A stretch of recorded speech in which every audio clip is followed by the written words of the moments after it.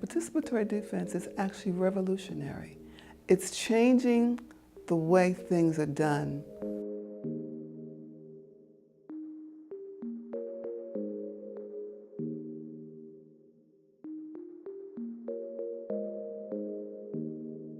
Participatory defense is when community members get together in a community space, and the person facing charges comes into that meeting, and the facilitators ask a series of questions to be able to guide the person through the process. They ask, when's your next court date? What are your charges? What stage are you in the process? Have you spoken to your attorney? Have you seen your discovery? And so what they begin to do is make the criminal justice system more transparent, more clear for the person who is facing charges. And when you're facing charges, there's a lot of unknowns that you're facing. One of them should not be the process itself. It's just allaying some of their fears, enabling them to take a deep breath and discover in the process that this community of volunteers is going to rally around them and become a support system. I watch some people come in fearful. I watch some people come in angry. I watch some people come in at the point where they've given up.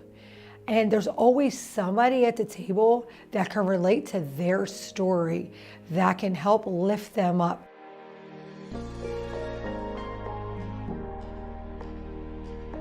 It's so important that people understand the process by which they're getting ready to go into. Because if you don't understand the process, you don't make the best decisions.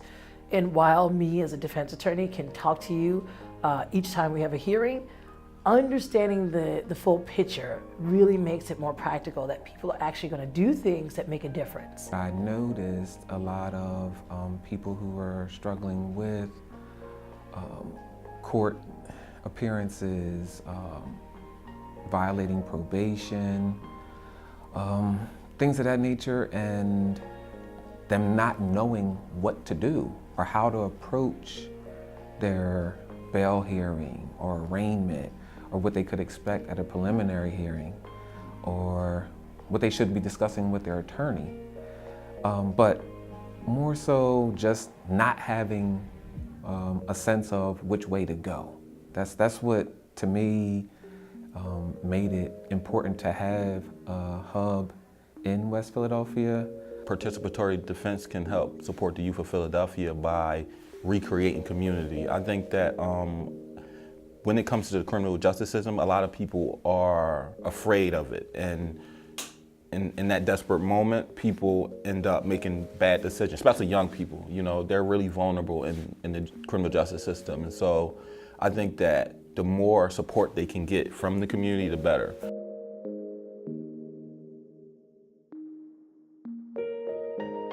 Well, because of the hub and because of the hub's directions, because when you go to the hub, you meet people.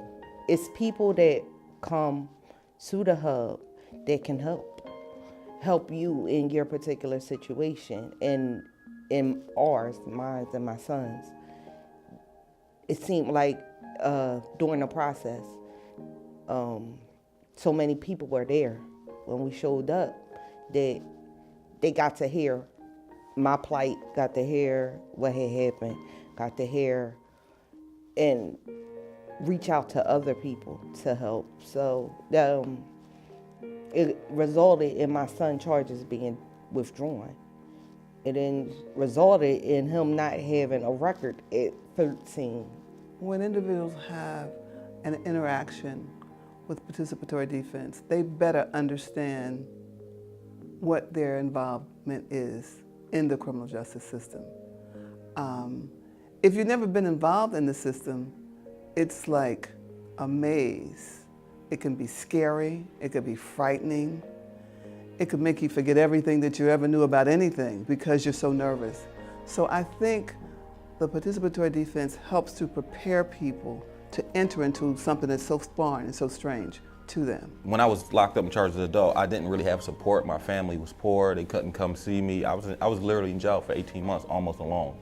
And so I know through participatory defense, I could have had a community around me. I could have had people that could have seen by the 6 month, like, oh, he's been here for too long.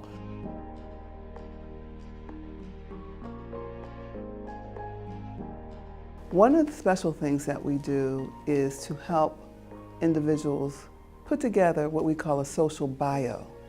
And that is information about who they are, not just what's on the criminal record sheet, but who they are as a person.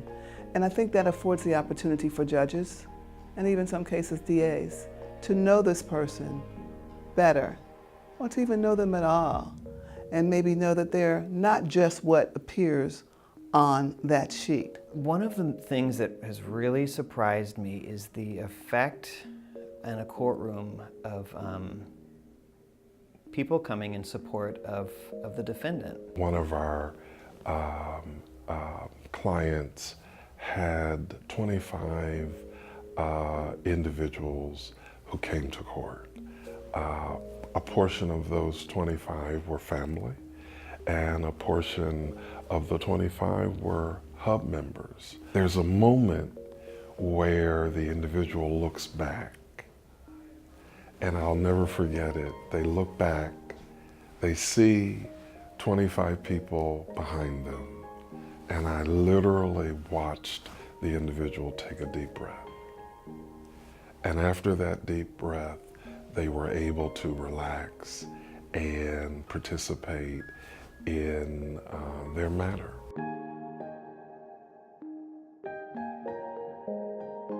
With a force behind us demanding better justice, demanding more time, demanding more consideration, not just us alone demanding it, but a team of people demanding it, the outcomes that we're getting now, I wouldn't have thought were possible.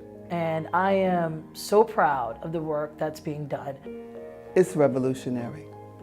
That's what I think participatory defense is for the future. Through participatory defense, we hope to help people in their most vulnerable situation and then help them change around their lives so they can be powerful leaders for tomorrow.